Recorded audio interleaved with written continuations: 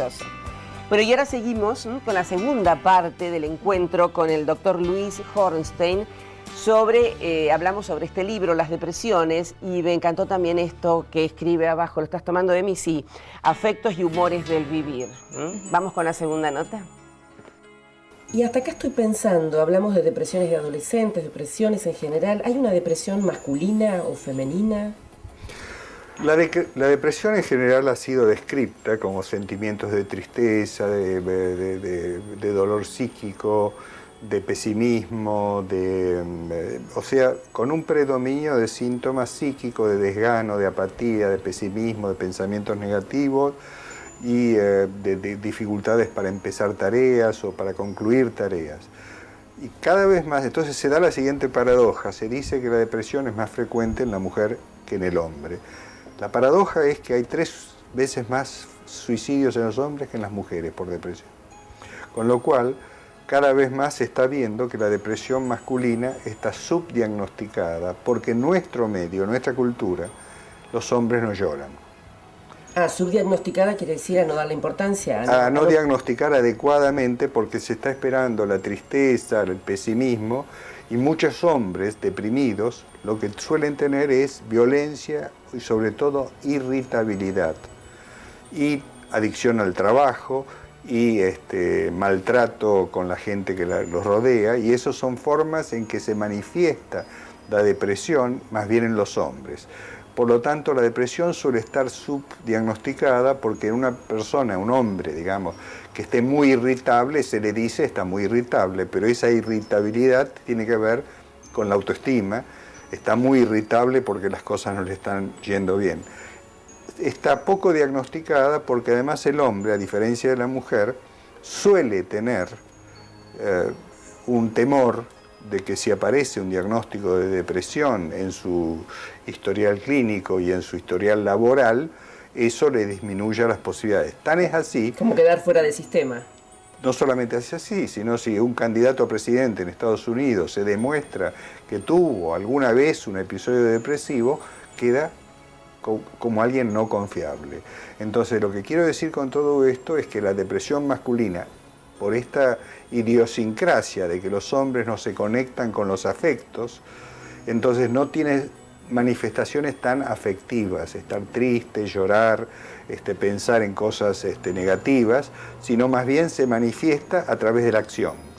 Y una de las acciones predominantes es la irritabilidad, la violencia doméstica y la violencia en general, y por supuesto el manejar más allá de los límites de lo aconsejable, o el tener una adicción al trabajo, y es ese tipo de personas que cuando no están ocupados en una actividad sistemática, lo que sienten es un vacío psíquico. Esto es una de las formas de depresión, porque uno ve que esas personas, ya sea mediante psicoterapia o mediante un adecuado tratamiento psicofarmacológico, le baja esa sintomatología. ¿Se cura la depresión, Luis?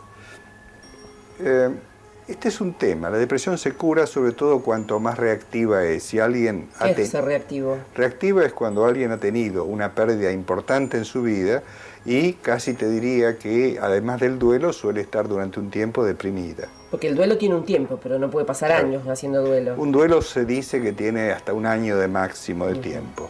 Pero hay gente que después de un duelo importante pasa 2 o 3 años con una depresión, y esa depresión es la vida la que la cura, no solamente los tratamientos.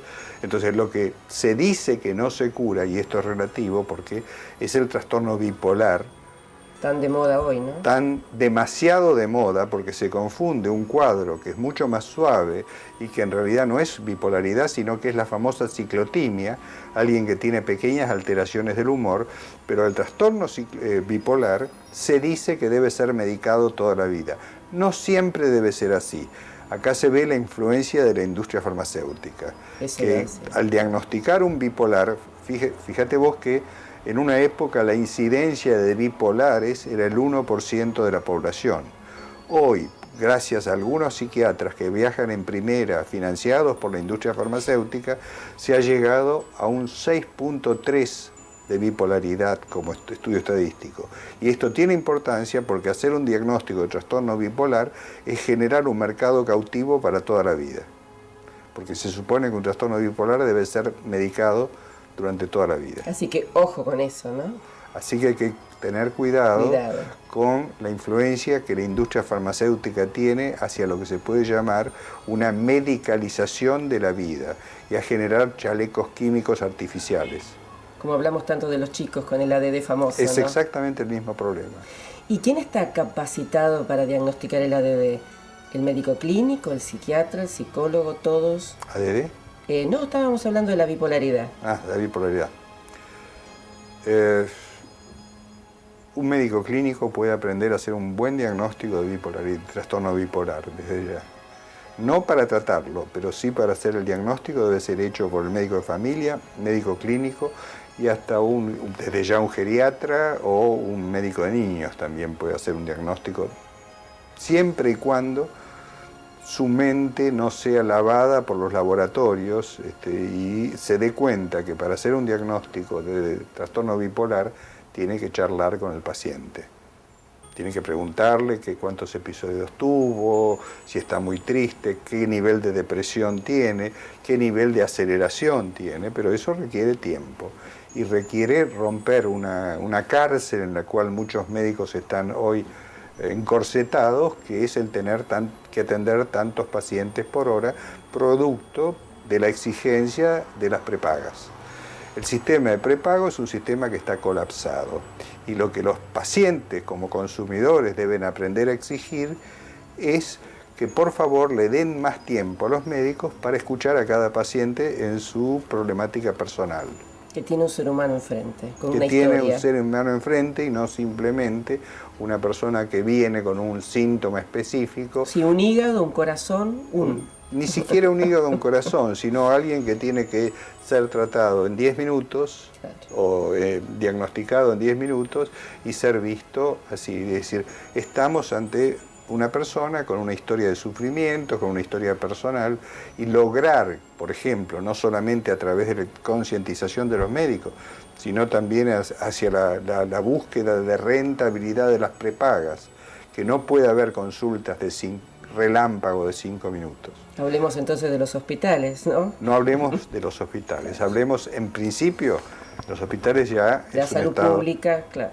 Pero para poder modificar esto, y esto para mí es muy importante, es que esa embarazada que está encantada porque le hacen 7 ecografías, en lugar de estar tan encantada porque le hagan 7 ecografías, que sepa que cuando un médico la atiende 6 o 7 minutos, tiene que recurrir a la prepaga para denunciar, no al médico, sino a la prepaga que le exige al médico atender en 6 o 7 minutos. ¿Hacemos una pausa? Sí.